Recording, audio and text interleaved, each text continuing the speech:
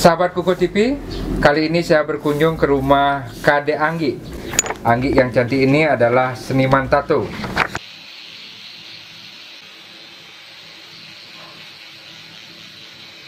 Apa yang membuat Anggi tertarik untuk menekuni seni tato ini? Pertamanya lihat kakak dari penghasilannya, habis itu ketekunannya juga kan jadi motivasi kenten ge. Sebenarnya dari 2 tahun atau 3 tahun terakhir kemarin udah sempet disuruh belajar nato, udah dibeliin mesin tato juga sama kakaknya. Terus kebetulan waktu itu masih kuliah, masih semester, ya mulai semester akhir, jadi fokusnya di kuliah dulu kenten. Terus setelah lulus kemarin sempat kerja juga di restoran dan mungkin nggak cocok nih. Terus sebelum corona udah resign dari restoran tersebut. Kebetulan adanya corona niki, tiang mulai pokoknya ada kayak feel kenten untuk belajar, mau pokoknya Bu bilang sama ibu pertamanya, Bu mau belajar nato ya, tak gitu kan, minta izin dulu sama orang tua. Habis itu direstuilah sama bapak ibu, sama kakaknya juga kenten. Terus sebelum mulai mau belajar tato, tiang kan ngukir, cari bekal lah dulu. Ngukir kayu apa ngukir paras? Ngukir kayu. Ngukir kayu. Nggih, sempat ngukir kayu, wenten nggih bisa nabung lah dari beberapa bulan ngukir. Jadi kayak dikasih jalan untuk mulai mengumpulkan beberapa alat-alat tato, kayak mesin kan udah ada ya, kayak adaptornya ini ke seperti tinta, jarum dan lain-lain gitu. Terus berhenti ngukir, fokuslah di tato. Itu aktifnya sejak kapan? Mulainya dari bulan lalu. Bulan lalu pas di saat istirahat karena pandemi COVID ya? Ya, benar sekali. Terus udah mulai kenten, pertamanya bapaknya tak jadiin ya sasaran pertamanya ditato. Yang menjadi kanvasnya bapak? Enggak, ibu. Ibu. Ya, yang pertama ibu, nggih. Kanvas pertama. Masih ingat gambar apa yang dibuat? Masih bunga kecil kayak cuma kayak semanggi kenten, Pak. Iya. Untuk memulai lah biar ada aja cut kenten di hari itu gitu. Iya. Terus selanjutnya kan belum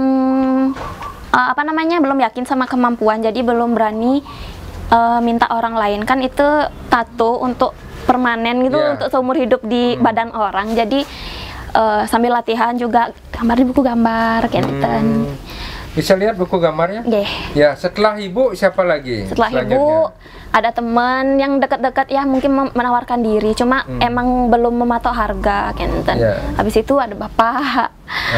Pokoknya pendukung dari keluarga mau menawarkan diri. Teman dan sahabat yang pertama yang rela bagian tubuhnya untuk ditato ya. Itu yang pertama menjadi sasaran. Itu prosesnya berapa lama sampai akhirnya Anggi punya nama dan ada yang memakai jasanya Anggi dan mendapatkan fee dari kegiatan itu? Setelah belum sampai 1 minggu, udah ada yang masuknya nanya-nanya dulu kan terlebih dahulu pertamanya harganya, tapi ada yang datang emang untuk mau ditato, cuma belum juga matok harga seberapa pun dibayar pertamanya. Yang penting kan kita latihan dulu, maksudnya biar tangannya lemes gitu.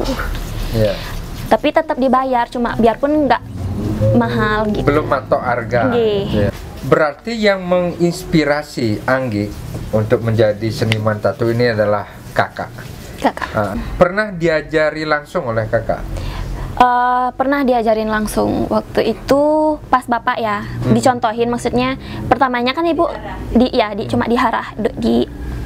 cuma diarahin, maksudnya bikin kayak gininya tuh tangannya nggak boleh kayak gini, kayak gitu. Maksudnya kalau misalkan kamu nato harus fokus, hati-hati, dikasih tahu kayak gitu. sama kakaknya.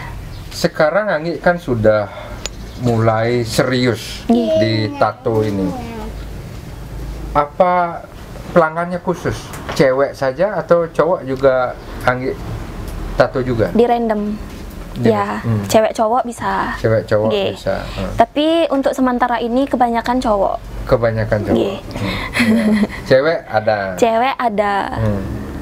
Grogi nggak ketika pertama kali? Oke lah, dengan ayah ibu karena masih keluarga tidak canggung menato orang lain dan diberi bayaran, canggung nggak pertama kali? Jujur pasti pertamanya kayak gugup Kenten, cuma apa namanya, mengendalikan diri ini loh untuk permanen nanti di badan orang, jadi berusaha tenang gitu. Maksudnya ya biar hasilnya juga memuaskan, jadi kita pelan-pelan juga. Pertamanya sih emang gugup, cuma kalau udah dijalanin, udah dikerjakan, udah biasa aja. Tato yang paling rumit dan paling lama Anggi kerjakan? Sampai berapa jam menyelesaikan gambar? Tato paling rumit, emang ada beberapa tato sih yang maksudnya rumit, dari kayak detailsnya itu mungkin kecil-kecil itu pasti memakan waktu yang banyak Kenten ge. Terus kalau selama tiang nato niki paling lama itu 4 jam. 4 jam? Satu gambar. Satu gambar? Itu gambar apa tuh sampai 4 jam? Gambar apa ya waktu itu ya, kayak ya harimau tapi dia kayak bentuknya tuh kayak abstrak. Jadi kan kita fokus detailsnya tuh biar nggak salah juga kan, jadinya lama mau kan waktu itu. Yang lama itu bagian arsir atau apa? Bagian nyeket sih. Bagian nyeket. Ya, karena itu dari garisnya tuh harus lurus kan. Apalagi misalkan kadang sempat gemeter itu pasti agak nggak lurus gitu. Jadi harus hati-hati waktu narik garis Kenten. Nah, saat menato, mereka bawa gambar sendiri ke Anggi atau Anggi yang menunjukkan gambar untuk dipilih? Ada beberapa orang yang maksudnya bawa gambar sendiri. Mungkin mereka bingung mau gambar apa, nanya ke tiang. Nanti tiang yang nyariin gambarnya gitu. Kalau misalkan dia setuju, kita lanjut. Jadi bisa dia bawa gambar atau Anggi juga menawarkan gambar yang mau dipilih. Sejauh ini gambar apa yang paling sering Anggi buat di teman yang mau ditato? Sejauh ini gambar kayak harimau Kenten, hewan-hewan. Oh, bukan malah karena seniman tatonya cewek, bukan bunga ya? Enggak. Untuk latihan aja kayak digambar sering bikin bunga-bunga. Ya seperti ini modelnya, cuma ya ada juga beberapa kayak ini ya, terutama ini ya. Untuk gambar ini saya kerjain 3 hari. Gambar di tubuh 3 hari atau di buku gambar? Di buku gambar ya. Karena ini namanya kayak apa namanya, tipe gambarnya kan pointillis, dia di arsirnya tuh pakai titik-titik. Jadi emang agak lama. Iya, buat titik-titiknya yang lama ya. Kalau saya lihat di buku gambarnya Anggi ini kan ada pointillis ya istilahnya ya. Gambar ini pointillis. Ada gambar wajah. Pernah menato ini di tubuh pelanggannya? Belum pernah, cuma saya kan juga sebelum nato di kulit orang, maksudnya latihan dulu di buku gambar, biar ini sebenarnya saya buat tanpa sketch. Jadi berusaha kayak mencari sketch wajahnya tuh tanpa di sketch dulu, tapi langsung di titik-titik. Biasanya kalau misalkan pointillis, dia jarumnya maksudnya nggak lama gitu loh, nggak kayak nyeket, jadinya lama gitu kan ditarik. Tapi ini kan cuma tek tek tek gitu. Jadi mungkin ada beberapa orang kan, tipe orang tatuan tuh beda-beda. Ada yang kuat, ada yang maksudnya ya nggak begitu kuat gitu. Jadi bisa satu kali gambar bisa langsung selesai. Terus bisa 1 kali gambar bisa dipending dulu. Kalau sebagusnya pertama kali tato tapi belum jadi, usahakan disembuhin dulu tatonya.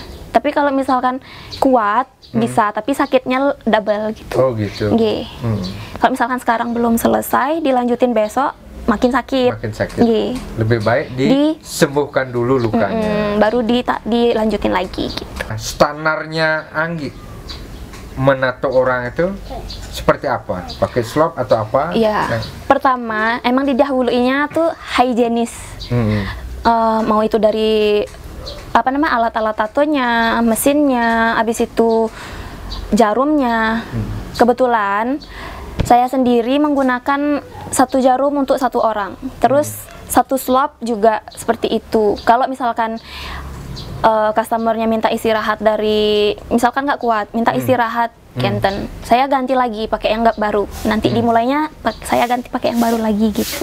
Ya, pokoknya tetap mengutamakan standar kesehatan. Nah, untuk dikenal sebagai seniman tato, Anggi publikasinya lewat apa? Media sosial atau dari teman ke teman? Yang pertama emang media sosial ya. Apalagi sekarang emang zamannya udah sedang hit dengan sosial media gitu. Melalui sosial media, jadi teman-teman tahu kalau sekarang, oh Anggi sekarang nato kayak gitu.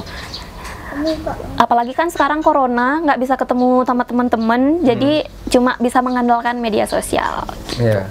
Apalagi saya lihat followernya Anggi 17.000 ya?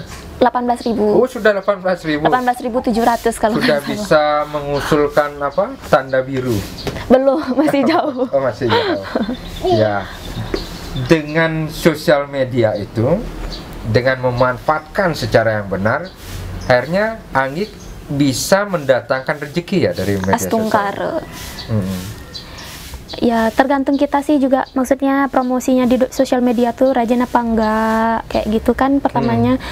Tapi untuk saat ini emang gara-gara corona juga ya Pak ya, nggak nyalahin, emang agak sepi tatonya. Mungkin orang-orang nggak punya uang juga, padahal yang pertamanya Niki nggak matok harga dumun kan.